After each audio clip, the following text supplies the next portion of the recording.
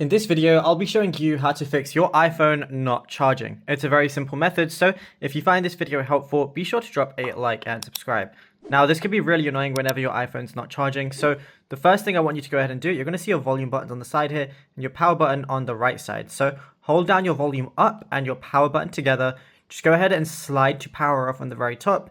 And then once it's like turned off properly, all you want to do is go ahead and press your power button again, hold it down until your iPhone turns on again. Something simple just like that could go ahead and fix it if there's any bug or anything like that.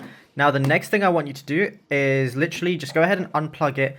And then where you have your iPhone, make sure there's no any like dust plugged up. So you can use different things like a very thin little like soft piece of tissue, anything like that, to make sure nothing is stuck inside of your charging port. You can even use like a can of air or something and spray it there to flush out any of the dust that's in there. And yeah, just like give it a little shake as well, make sure nothing is blocking it.